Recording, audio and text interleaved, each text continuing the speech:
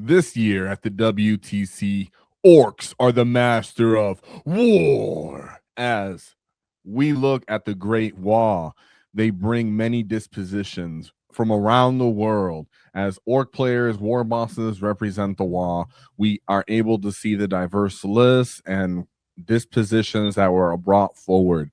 So even though the vast majority of the field is taken hold, we actually have lists of every disposition. Therefore, I wanted to take a look at those. So I do at least have one list from every disposition. And then, of course, I have lists from other dispositions as well. This is live, so I interact with live chat. What's up, you gets that are here? Audio's fixed. What's up? And shout out to the Rewatch gang. So there's some fun lists out here. Some were wonky. So I just want to talk about a bunch of different ones. This should give some creativity and some guidelines for at least what people are thinking for how you play different quote-unquote dispositions. As I know, the majority, based off the stats that we look at on WAAAGH Wednesdays, show that the vast majority of you guys are playing Take and Hold anyways. So even though I will look at a Take and Hold list, I have every disposition. Before we jump back into the video, transporting a full Warhammer army, especially an orc horde, can be a battle in itself.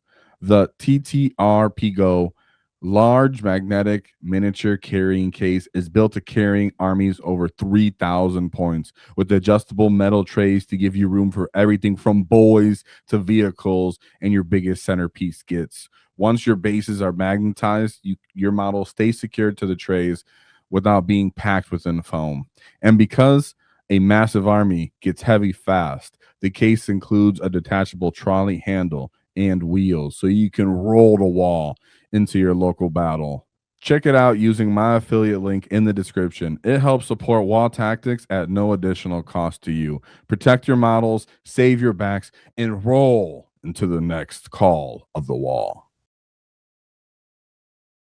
So we got Anton Frost, who's actually running the speed wall with reconnaissance force. Again, I think this game might be the only recon player. So with Purge the Foe and recon might be the only 1-in-1. I might have missed it. Either way, there's only a couple of each of these disposition options between Purge and recon. So I'm glad Anton Frost brought recon, because I really wanted to look at what one of these lists would be like, and he brought the speed wall with more DACA. This is an important combo because if you, in my opinion, if you take a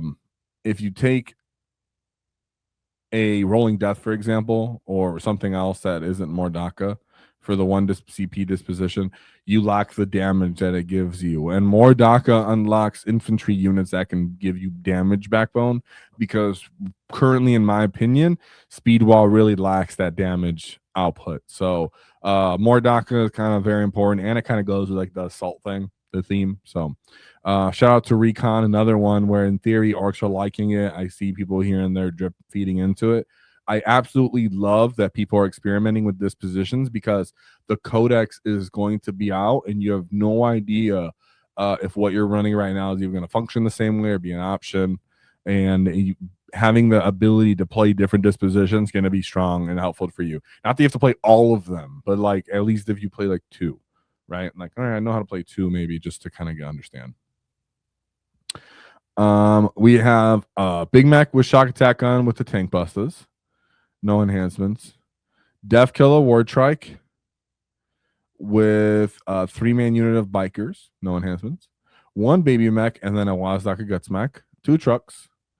2 Big Mac Docker rigs again. Now in the speed wall, I'll double check right now because it's been a while since I looked at the speed wall. I'm messing up my mic, guys. Watch me mess up all my audio here. So we'll see if I could just pull it up here, or someone can let me know. But I'm pretty sure in Speedwall it gives options to unit like the DACA rig, the Big Mac DACA rig, if it has like a vehicle thing. But like I'll keep looking while I pull the strats up.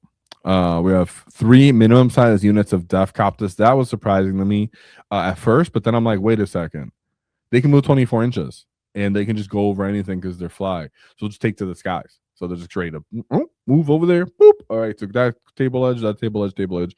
What I needed to. I do wonder though, like, how does this list not run out of steam? That's always my question for reconnaissance kind of armies. But you know, we have then he comes out with stuff like this where he's playing with 2 big bricks of flash kits. So it's like, well, these guys are running at you as well while these units are flying around the corners of the field and doing their recon thing. If he declares a wall, he's running at you, flash kits, shooting at you, and then charging you and such. Yeah, you can do super ammo, super ammo, which is 1 orc unit from your army can have anti-vehicle 4+, anti-monster 4+. So in theory, you could give that to your Docker rig. That's one of them. He doesn't necessarily have the volume for that, but whatever. You could also remember put stuff in the trucks, which I've talked about, where you could give +2 strength from the truck from shooting firing deck from that. So that'd be pretty awesome. Yeah, and those are the ones that we've seen for there. But there's a little bit of weird stuff there. And then triple minimum size unit of Gretchen again, because you're probably doing reconnaissance. You could put these guys in reserves. People forget all the time. You could put Gretchen into reserves. Yeah, what's up, guys? At Speedwall, I do have some nice stratagems. I want to like this detachment so bad. We have a kill rig, so another just natural data sheet. And I was wondering, is there like a breakpoint it's giving out? In theory, it's strength breakpoint. Could be good on the flash kits. Could be just that it's a big thick thing that's on the field and using those las cannons per point and per wound. And that just kind of goes with like the rest of the list, right? You're just playing a lot of stuff. You're trying to draw your weapons away from the enemy being able to just wipe out everything on the field too quickly. Plays like its own independent monster. Then triple Rucker Truck Squig Buggies. So these guys are the indirect buggies. They do ignore cover. So that's the thing, I guess. But I've used these guys in the past. I don't know. I really can't say what the tech is, other than I know you can fly around the field very quickly and like get close to people and put mortal wounds on them, because they have like, if I get close to you, I can put mortal wounds on you. That's like a data sheet ability they have.